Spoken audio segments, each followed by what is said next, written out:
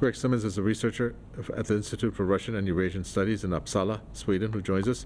We also have Glenn Diesen, who's a professor of political science at the University of Southeastern Norway, joining us from Oslo. Welcome to you both.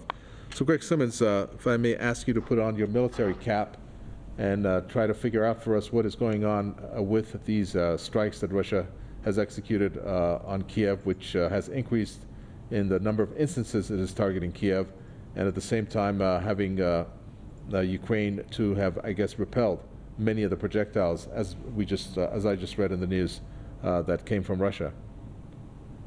Okay, well, what it is demonstrating, it counters the Ukrainian narrative that Russia does not control the airspace, because clearly if they can raid at will, they do.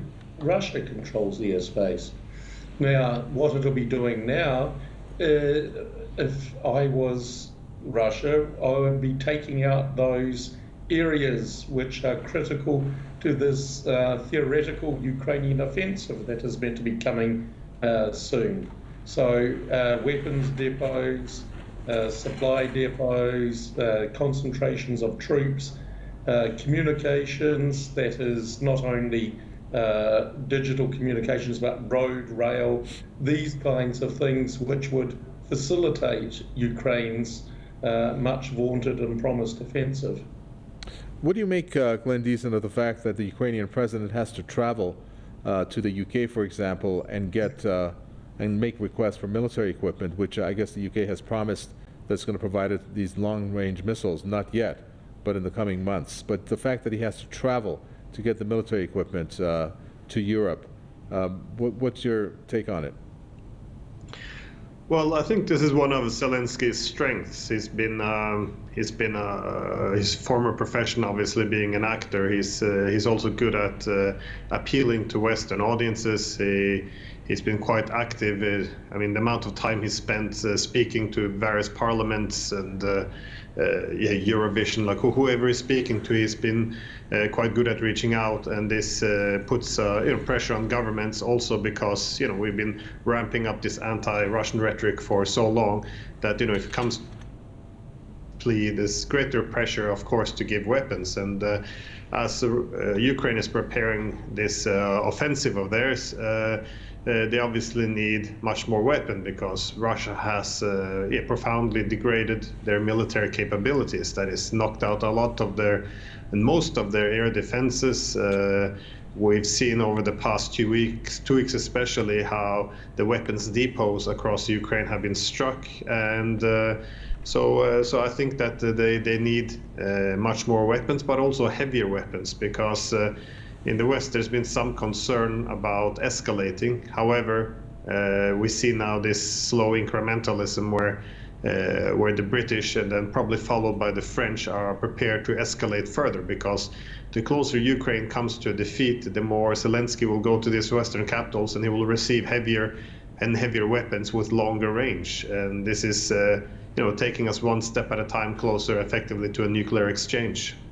When we talk about the escalation, it seems like there's no letting up when it comes to either the U.S. or the European support, Greg Simmons, for Ukraine militarily and in terms of, I'm sure, finances also. But I'm wondering what they think when the report just came out that Russian oil exports has reached its highest level since the special military operation, generating the most revenue that it did.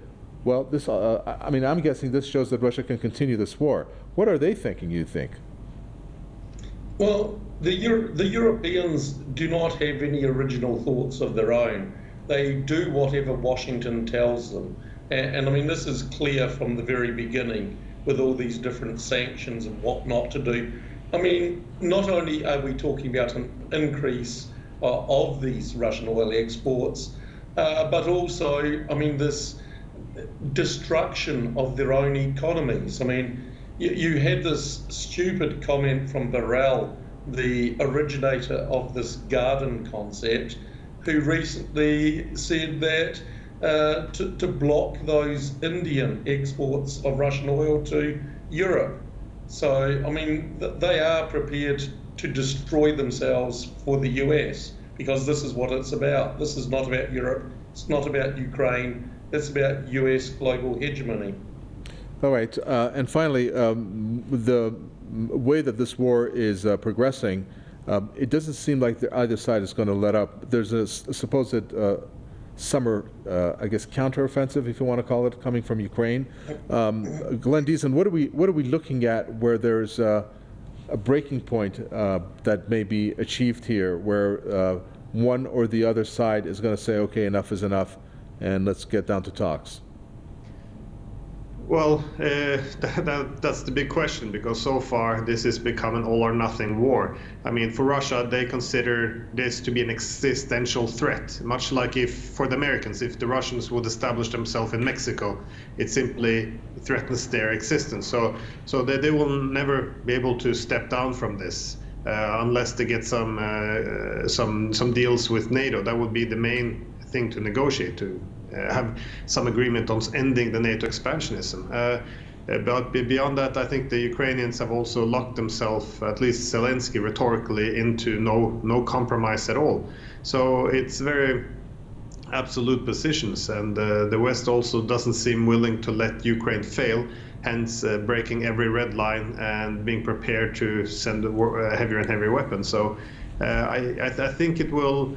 Well, what we will see in the next few months now is the Ukrainian army suffering immensely and moving towards collapse, at which point in time the West will have a dilemma.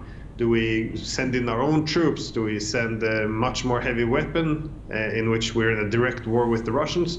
Or do we let Ukraine fail? And I think the problem is once we actually sit down and negotiate, the question is what kind of agreement can we actually reach? Because there's no trust on either side. I mean, in the West, we don't trust Russia at all anymore, but also Russia doesn't really have any reason to trust us anymore. We've broken every single agreement that we've had with them now. So it's the mutual distrust is immense. So nobody wants to sit down, at least on the Western part. We don't want to negotiate with Russia. We're sabotaging any peace proposal coming from the Chinese. Meanwhile, I don't see the Russians trusting us either. So it's going to be very hard to find any diplomatic solution to this. So I think it's going to go for effectively a military victory at some point. Okay, thank you for that. Glenn Deason, Professor of Political Science, University of Southeastern Norway. And thank you, Greg Simmons, researcher at the Institute for Russian and Eurasian Studies.